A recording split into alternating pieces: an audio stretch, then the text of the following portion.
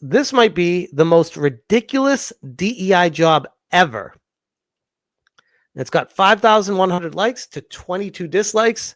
And this channel has over 500,000 subscribers. And this has almost 100,000 views from 3 days ago.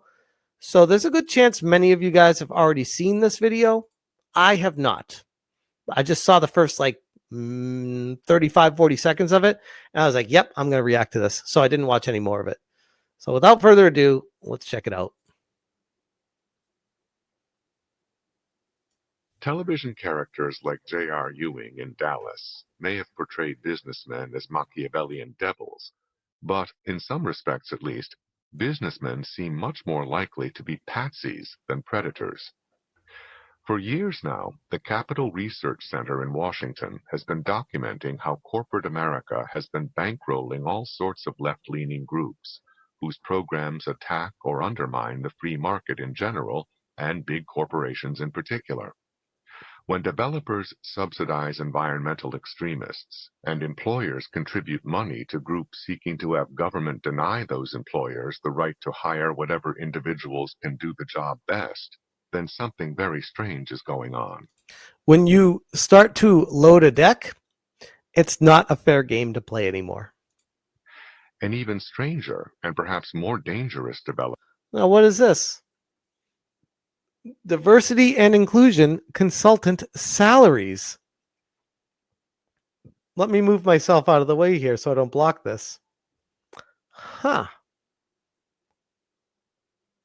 seems like a lot. I'm going to guess that's more than most people make in the chat. I mean, call me crazy. That's seems high. I always wondered what the pay for being a DEI consultant was because they're so secretive about that stuff. 13 salaries submitted, updated June 6, 2024. So this was halfway through last year. This is the biggest grift in all of gaming. Diversity and inclusion consultants making on average over $150,000 a year. And you wonder why they're so mad at us for drawing attention to them. Because they got a good thing going. It'd be a damn shame if someone screwed it up. Development has been the hiring of so-called diversity consultants by big-name corporations all across the country. These diversity consultants will come in to harangue your employees with the latest trendy notions on race and ethnicity. Or they will arrange weekend retreats where they can browbeat the staff and management. This is like going to be studied in human history, looking back probably 30, 40 years from now. Maybe not even that long. But there'll be a time they look back at this stuff and they'll be like, they used to do what? They're like, no, don't worry. It was all during the pandemic when everyone wore masks and then cut holes in their masks to play the trumpet next to people. Yeah, it was a weird time in human history. They put out brochures, videotapes, newsletters, or anything else that will send out the word and bring in the money.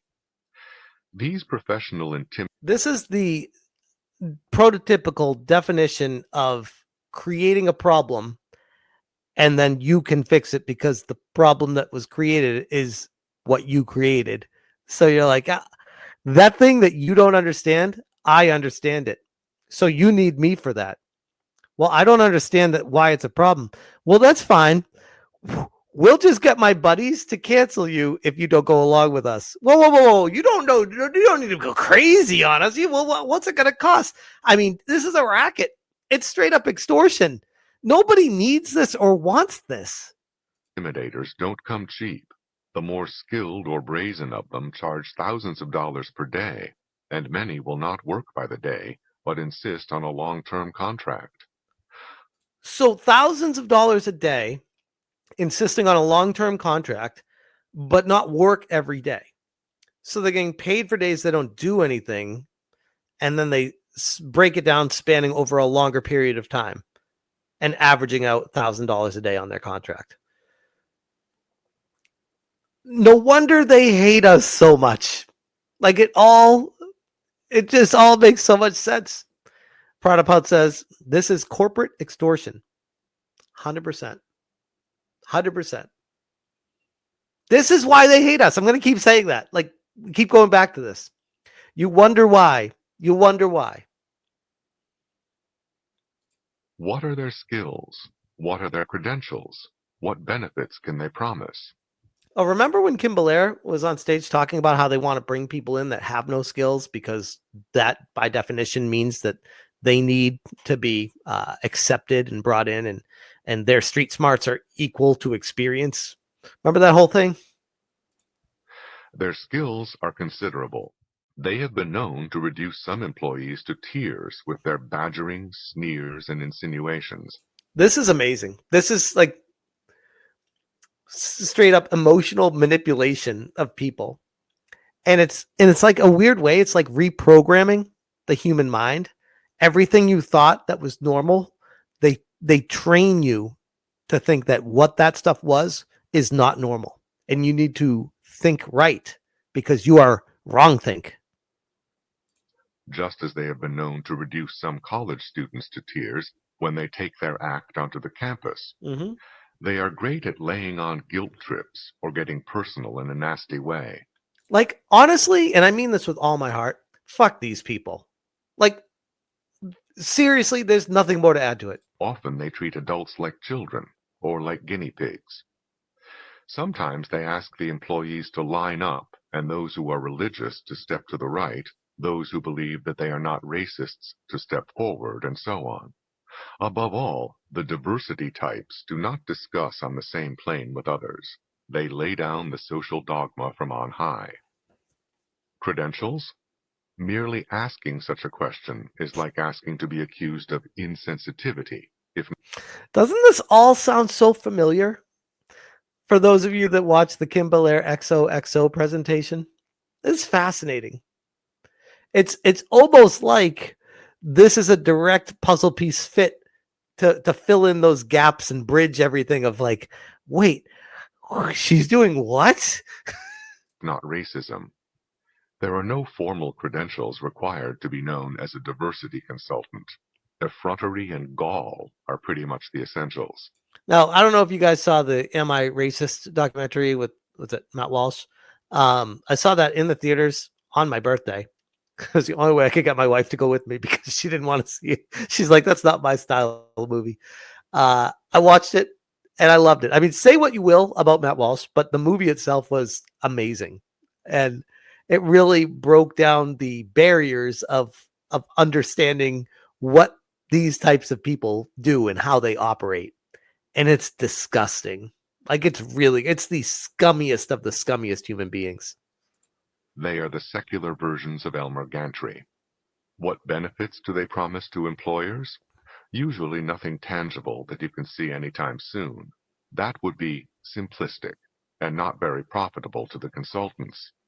Oh yeah, I want to be clear. Me talking about liking that movie was by no means promoting Matt Walsh. I do not agree with a lot of the things he says and does, but I thought the movie was awesome.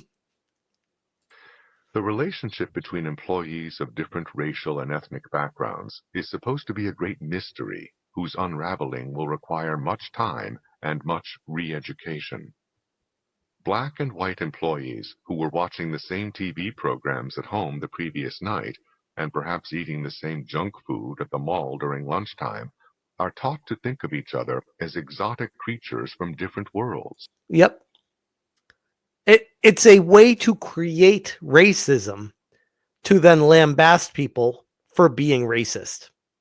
It literally, like I said earlier, it's like creating a problem to just say, yep, we can fix that problem. Oh, you didn't know you were racist? Let me tell you why.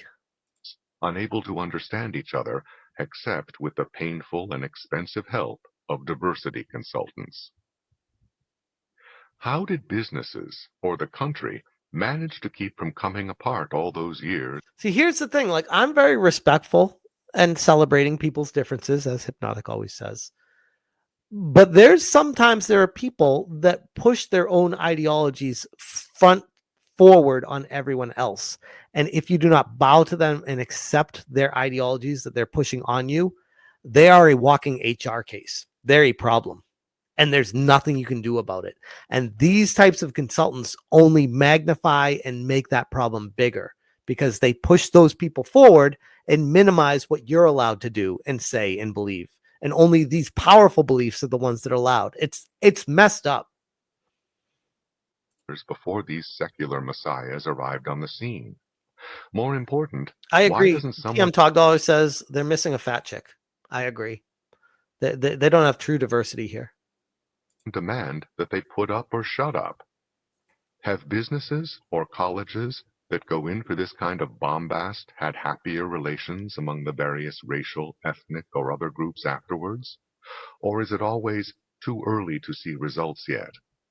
In academia, the results seem to be that colleges which go in for this kind of brainwashing have more intergroup strife than before, and more than colleges where no such programs exist.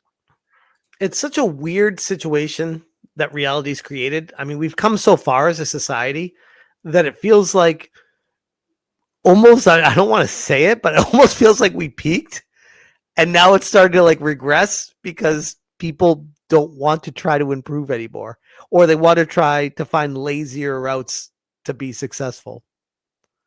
Businesses that persist in subjecting their employees to this kind of indignity may see lawsuits for stress before they see any tangible benefits. As one who deplores the litigation explosion, I nevertheless think a few Litigation? Weird. Weren't we just talking about lawsuits before this video? multi-million-dollar damage awards would be a very healthy thing to help restore sanity and common decency where these qualities are currently taking a back seat to being on the side of the politically correct angels. Now, I will say, he said earlier about how if I can speak, companies were forcing this on employees, and if they don't participate, then they're worried about lawsuits from not being diverse enough or understanding enough. It's all one big racket.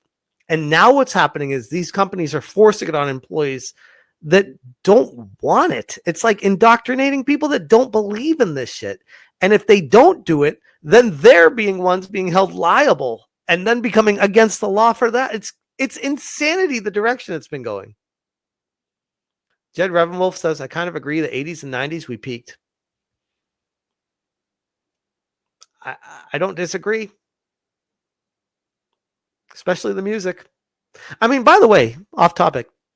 You ever go out to bars, grocery stores, restaurants, like literally anywhere, and the music that's playing is always from 80s, 90s, sometimes early 2000s, but mostly 80s, 90s? You ever notice that? It's curious. Almost like that's what all the good music was. Both the patterns of corporate philanthropy to their political enemies and the susceptibility of corporate management to such unproven nostrums as diversity consultants may suggest a death wish to the more psychologically inclined. A more rationalistic explanation might be that it is all for the sake of public relations, even if the top corporate executives themselves think it is bunk. Whatever the explanation, it is bad business in the long run, not only for business itself, but for this country. Damn. What a banger of a video. And only 5 minutes and 15 seconds. And it's just like everything that everyone is thinking just being said out loud. Like, yes, that's exactly what the problem is, what's exactly happening, and why it keeps perpetuating itself. I do think the Trump administration, depending on what you believe politically, it's not a matter of what you think, what you don't.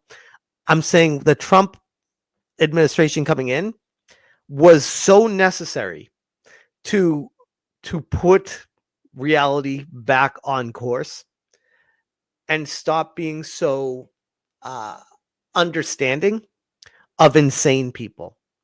Because once you start putting insane people in positions of power, that's when society starts to spiral. That's really all I got to say about that one. But great video. Let me see. Who was that?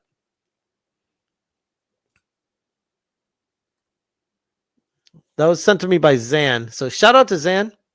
Appreciate you for sending that to me. That was a great video. Really appreciate it. That's a banger. That is a banger.